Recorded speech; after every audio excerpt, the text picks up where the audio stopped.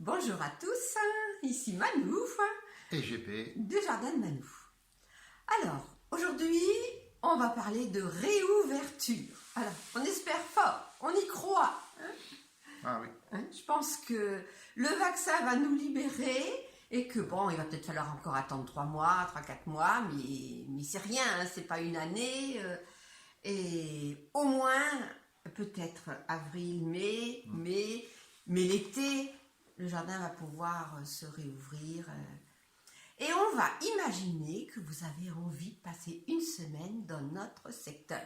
Et notre secteur, c'est le Pays d'Auge. Oui, tout à fait. En Normandie. Donc, bien sûr, vous trouverez plein de chambres d'hôtes. Il y en a même à Percy-en-Auge. Il y a des gîtes, il y a plein de choses tout autour.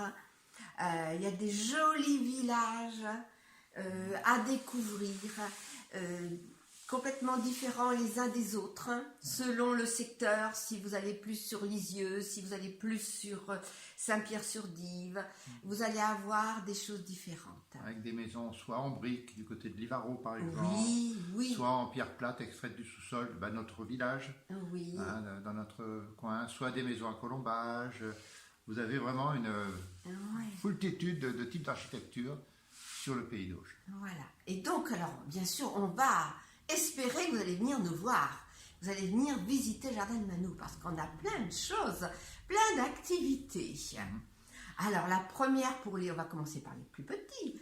Pour les plus petits, on a le bouclier des sorciers. Au jardin de Manou. Ouais, sous le thème d'Harry Potter, c'est vraiment extraordinaire. Jusqu'à une bonne dizaine d'années, là, ça s'appelait 10, 11 ans, ça s'appelait. 10, 11 ans, voilà. Ouais, c'est ça. Ensuite, nous avons le bingo découverte. Alors là, je te laisse expliquer. le bingo découverte, c'est un jeu pour les plus grands, les adultes aussi, les ados, les adultes. Vous allez donc pouvoir jouer avec un carton et puis vous allez rencontrer 16 questions tout au long du jardin. Donc le but c'est de découvrir le jardin mais en jouant. Donc, et forcément, eh bien, il y aura quelqu'un qui va pouvoir dire bingo en premier. Mais vous aurez tous gagné de toute façon. Alors, on fait également le Cluedo géant. Avec le sire de Percy, seigneur de Romarin et chevalier d'Estragon. Ah oui. Voilà. Ici présent, ici présent. Qui présente en scène, qui fait la présentation du jeu. Voilà. Sur un thème qui varie à chaque fois, en fait. Oui, mais peut-être un thème médiéval. Un peu, voilà, toujours, oui, c'est souvent médiéval. Et le but du jeu, c'est de trouver un coupable. Et puis, comment le coupable avec quelle arme a commis son acte répréhensible. Oui, tout à fait. Et pour l'été, pour les samedis soirs, alors là, c'est une grosse activité. Ce sont les open games. Oui. En équipe, donc là, c'est vraiment... il y a beaucoup de figurants, déjà. Et puis, c'est aussi un peu l'opposé de l'escape game. Oui, tout à fait, puisque l'escape game, c'est à l'intérieur, alors que l'open game, nous, c'est à l'extérieur du jardin. Voilà, et puis pour l'escape game... dans le jardin, à l'extérieur. Pour l'escape game, si j'ai bien compris le principe de ce jeu, il faut sortir, que nous, il faut rentrer. Voilà, nous, il faut rentrer dans le donjon. Voilà, et oui. Bien, donc on vous a parlé du jardin de Manou, mais il y a beaucoup de choses à visiter dans le Pays d'Auge. Autour de notre jardin, tout à fait. Vous avez, en parlant de notre jardin, vous avez un superbe autre jardin qui est le jardin du Pays d'Auge à Cambremer. Magnifique jardin. Ah oui, sur 4 hectares, c'est très beau. C'est très beau. Tout à fait. Alors on va parler des châteaux maintenant. Oui, parce que nous avons quand même pas mal de châteaux autour de chez nous. Le plus proche de chez nous, c'est le château de Canon, à Mésidon-Canon. Un magnifique château du XVIIIe siècle. Oui, voilà. Tout à fait. Avec un immense parc. Oui, un immense parc. Voilà. Alors, affilié à ce château, il y a la ferme pédagogique de Ouésy, donc avec beaucoup d'animaux. Pour les enfants, ça plaît beaucoup. Oui, tout à fait. Tu regardes s'il s'abonne? Non, je regardais comme ça. S'il y avait quelque chose dessous. Oui, c'est ça. Parce que si vous avez vu notre vidéo précédente, il faut s'abonner en dessous. Et GP a fini, main compris. Hein. Je retournerai pas en dessous. Non. Mais bon, Voilà. franchement, si ça vous plaît, n'oubliez pas de vous abonner. Hein, ça nous fera toujours plaisir. On a eu un clic. Hein.